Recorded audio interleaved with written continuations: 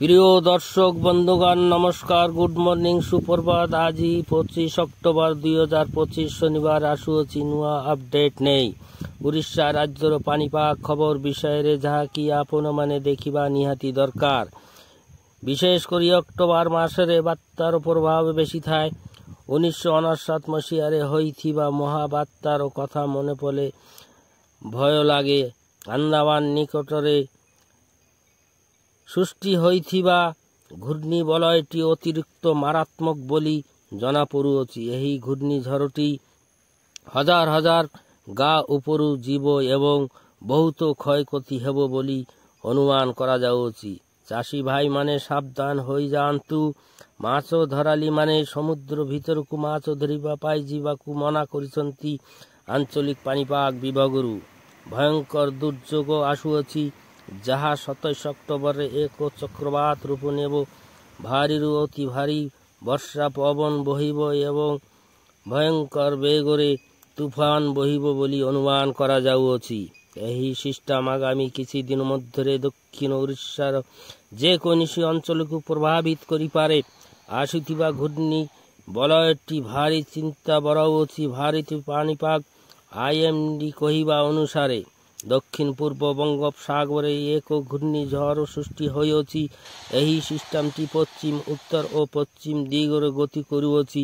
ଆଗାମୀ 27 ତାରିଖରେ ଗଭୀର ଅବପାତ ନେବ ବୋଲି ଅନୁମାନ କରାଯାଉଅଛି। ଚେନ୍ନାଇ ଏବଂ ବିଶାଖାପଟ୍ଟନମ ମଧ୍ୟରେ ଗଭୀର ଅବପାତ ନେବ ବୋଲି ଅନୁମାନ କରାଯାଉଅଛି। ବର୍ଷାର ପ୍ରଭାବ 27 ତାରିଖ ବେଳକୁ ଓଡ଼ିଶାର କୋଷ୍ଟାଲ ଓ ଦକ୍ଷିଣ ଅଞ୍ଚଳରେ ଭାରୀ ବର୍ଷା ଓ ତୁଫାନ ହେବାର ସମ୍ଭାବନା ରହିଛି। 28 ଏବଂ 29 ତାରିଖରେ ସମ୍ପୂର୍ଣ୍ଣ ଓଡ଼ିଶାକୁ ଭାରୀରୁ ଅତି ଭାରୀ ବର୍ଷା, ବିଜୁଳି, ଘଡ଼ଘଡ଼ି ସହ ଝଟକା ପବନ ବହିବ। ତୁଫାନ ବେଗରେ ଗତି କରୁଅଛି। ଘୂର୍ଣ୍ଣିଝଡ଼ଟି ମାରି ବସିବ ଦକ୍ଷିଣ ଭାରତ ରାଜ୍ୟଗୁଡ଼ିକୁ ବୋଲି ଅନୁମାନ କରିଛି ଆଞ୍ଚଳିକ ପାଣିପାଗ ବିଭାଗରୁ। ଏବେ ଆସିବା ଅଙ୍ଗନବାଡ଼ି ଆବେଦନ କରିଥିବା ଦର୍ଶକ ବନ୍ଧୁମାନେ, ଭଦ୍ରକ ଜିଲ୍ଲାରେ ଅଙ୍ଗନବାଡ଼ି ୱାର୍କର ପଦବୀ ପାଇଁ ଆବେଦନ ଆରମ୍ଭ ତାରିଖ 24 ଅକ୍ଟୋବର 2025। ସମାପ୍ତ ତାରିଖ ହେଲା 7 ନଭେମ୍ବର 2025। ପଦବୀ ହେଲା ଅଙ୍ଗନବାଡ଼ି ୱାର୍କର। ଶିକ୍ଷାଗତ ଯୋଗ୍ୟତା 10ମ ଶ୍ରେଣୀ ପର୍ଯ୍ୟନ୍ତ। ଆବେଦନ ପ୍ରକ୍ରିୟା ଅନଲାଇନ୍।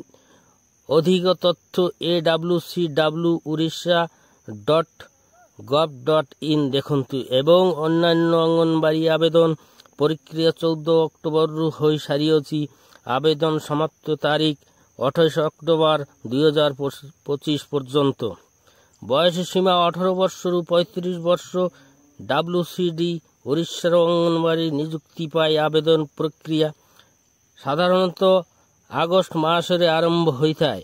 ମହିଳା ଏବଂ ଶିଶୁ ବିକାଶ ବିଭାଗ WCD ଓଡ଼ିଶା ଅଙ୍ଗନବାଡ଼ି କର୍ମୀ, ଅଙ୍ଗନବାଡ଼ି ସହାୟିକା, ମିନି ଅଙ୍ଗନବାଡ଼ି କର୍ମୀ 24 ଅକ୍ଟୋବର 2025ରୁ 7 ନଭେମ୍ବର 2025 ପର୍ଯ୍ୟନ୍ତ ଯୋଗ୍ୟତା ଅନୁସାରେ ଦିଆଯାଇଥାଏ। ଓଡ଼ିଶା ସରକାର ନିଯୁକ୍ତି ସୀମା ବୃଦ୍ଧି କରିଅଛି। ସରକାରୀ ଚାକିରି ପାଇଁ ଉପରି ବୟସ ସୀମାକୁ 32 ବର୍ଷରୁ 42 ବର୍ଷକୁ ବୃଦ୍ଧି କରିଅଛି। PM କିଷାନ ଯୋଜନା, ପ୍ରଧାନମନ୍ତ୍ରୀ କିଷାନ ସମ୍ମାନ ନିଧି 26 ସେପ୍ଟେମ୍ବର 2025ରେ 3ଟି ରାଜ୍ୟରେ କୃଷକମାନଙ୍କୁ 21ତମ କିସ୍ତି ପ୍ରଦାନ କରିଛି 2000 ଟଙ୍କା। ପଞ୍ଜାବ, ହରିୟାଣା, ହିମାଚଳ ପ୍ରଦେଶ ଏବଂ ଅନ୍ୟାନ୍ୟ ରାଜ୍ୟ କୃଷକମାନେ ଏହି 21ତମ କିସ୍ତି ପାଇବା ପାଇଁ ଅପେକ୍ଷା କରୁଅଛନ୍ତି, ଯାହାକି ଆଗାମୀ ସପ୍ତାହ ନଭେମ୍ବର 1ରୁ 10 ତାରିଖ ମଧ୍ୟରେ ଦେବାର ସମ୍ଭାବନା ରହିଛି ଏବଂ ଘୋଷଣା ସାରିଛି। ଯଦି ଆପଣମାନେ PM କିଷାନ ଟଙ୍କା ଲାଭ ପାଉଛନ୍ତି, ତେବେ EKYC କରିବାକୁ ନିହାତି ଦରକାର। ଏହି ସପ୍ତାହ ମଧ୍ୟରେ ସ୍ଥାନୀୟ ଆଧାର ସେବା କେନ୍ଦ୍ର CSC ଯଦି ଆପଣମାନଙ୍କର EKYC ସମ୍ପୂର୍ଣ୍ଣ ହୋଇନାହିଁ, ତେବେ ସ୍ଥାନୀୟ CSC କେନ୍ଦ୍ରକୁ ଯାଇ ଆଧାରିତ EKYC କରିବେ ବୋଲି ଅନୁରୋଧ। ଏହି ସପ୍ତାହ ମଧ୍ୟରେ ସୁଭଦ୍ରା ଯୋଜନା ଓଡ଼ିଶାର ମହିଳାମାନଙ୍କୁ ଆର୍ଥିକ ସାହାଯ୍ୟ ଦେଇଥାଏ ଏବଂ ସ୍ୱାଧୀନତା ମଧ୍ୟ ଦେଇଥାଏ। 17 ସେପ୍ଟେମ୍ବର 2024 ଆରମ୍ଭ ହୋଇଥିଲା 30ଟି ଜିଲ୍ଲାରେ ପ୍ରତି ବର୍ଷ 10,000 ଟଙ୍କା 2ଟି ଭାଗରେ 5,000 କରି 2 ଥର ଦେଇଥାଏ ସରକାର।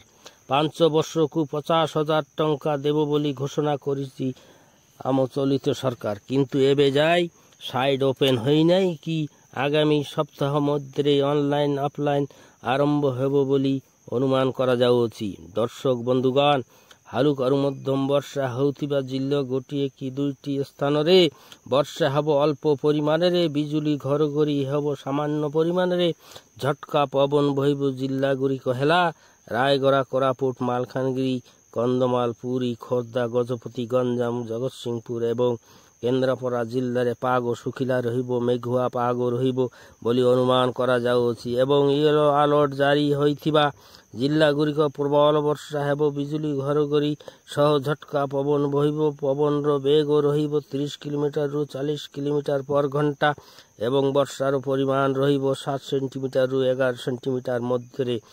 ଜିଲ୍ଲାଗୁଡ଼ିକ ହେଲା ବାଲେଶ୍ୱର, ଭଦ୍ରକ, ଯାଜପୁର, କେନ୍ଦ୍ରାପଡ଼ା, କଟକ, ଜଗତସିଂହପୁର, ପୁରୀ, ଖୋର୍ଦ୍ଧା, ନୟାଗଡ଼, ଗଜପତି, ଗଞ୍ଜାମ, ରାୟଗଡ଼ା, କୋରାପୁଟ, ମାଲକାନଗିରି, କନ୍ଧମାଳ, କଳାହାଣ୍ଡି ଏବଂ ନବରଙ୍ଗପୁର। ଜିଲ୍ଲାରେ କୋଷ୍ଟାଲ ଓଡ଼ିଶାର କେତେକ ଜିଲ୍ଲାରେ ଗୋଟିଏ କି 2ଟି ଜିଲ୍ଲାରେ ପ୍ରବଳ ବର୍ଷା ହେବ, ଯେମିତି ରାୟଗଡ଼ା, କୋରାପୁଟ, ମାଲକାନଗିରି, କନ୍ଧମାଳ, କଳାହାଣ୍ଡି ଏବଂ ନବରଙ୍ଗପୁର। ବର୍ଷା ହେବାର ସମ୍ଭାବନା ଅଛି। ଗ୍ରୀନ୍ ଜୋନ୍ ଜାରି ହୋଇଥିବା ଜିଲ୍ଲାଗୁଡ଼ିକ ହେଲା ନୂଆପଡ଼ା, ବଲାଙ୍ଗୀର, ଭଦ୍ରକ, ସୋନପୁର, ବୌଦ୍ଧ, ଝାରସୁଗୁଡ଼ା, ସମ୍ବଲପୁର, ଅନୁଗୁଳ, ସୁନ୍ଦରଗଡ଼, ଦେଓଗଡ଼ ଏବଂ ଢେଙ୍କାନାଳ, କେନ୍ଦୁଝର, ମୟୂରଭଞ୍ଜ। ଜିଲ୍ଲାରେ ମୁଖ୍ୟତଃ ଭାବରେ ପାଗ ଶୁଖିଲା ରହିବ, ମେଘୁଆ ପାଗ ରହିବ, ଶୀତ ଅନୁଭବ ହେବ। ସକାଳୁ ସକାଳୁ କୁହୁଡ଼ି ଦେଖିବାକୁ ମିଳିବ ଏବଂ 12 ଘଣ୍ଟା ମଧ୍ୟ ବେଳକୁ ଅତ୍ୟଧିକ ଗରମ ଅନୁଭବ ହେବ। ଦର୍ଶକ ବନ୍ଧୁଗଣ, ଆଗାମୀ ଭିଡ଼ିଓରେ ଦେଖା ହେବ। ଆଜି ପାଇଁ ଏତିକି। ଚ୍ୟାନେଲରେ ଯଦି ନୂଆ ହୋଇଥିବେ ହେଲେ ସବସ୍କ୍ରାଇବ୍ କରିବାକୁ ଭୁଲିବେ ନାହିଁ ଏବଂ ଲାଇକ୍ କମେଣ୍ଟ କରିବେ ବୋଲି ଅନୁରୋଧ। ଦର୍ଶକ ବନ୍ଧୁଗଣ, ଆପଣମାନେ କେଉଁ ଜିଲ୍ଲାରୁ ଦେଖୁଛନ୍ତି କମେଣ୍ଟ ମାଧ୍ୟମରେ ଜଣାଇବେ ବୋଲି ଅନୁରୋଧ। ଦିନ ସାରା ଆପଣମାନେ ଭଲ ରୁହନ୍ତୁ, ସୁସ୍ଥ ରୁହନ୍ତୁ ଏବଂ ସମସ୍ତେ ଭଲ କାମନା କରୁଅଛି କିନ୍ତୁ ଏବଂ ଲାଇକ୍, କମେଣ୍ଟ, ସେୟାର, ସବସ୍କ୍ରାଇବ୍ ଏବଂ ଫଲୋ କରି ଅନ୍ୟ ସମସ୍ତଙ୍କୁ ଦେଖିବାର ସୁଯୋଗ କରିଦେବେ ବୋଲି ଅନୁରୋଧ। ଧନ୍ୟବାଦ। ଜୟ ଜଗନ୍ନାଥ।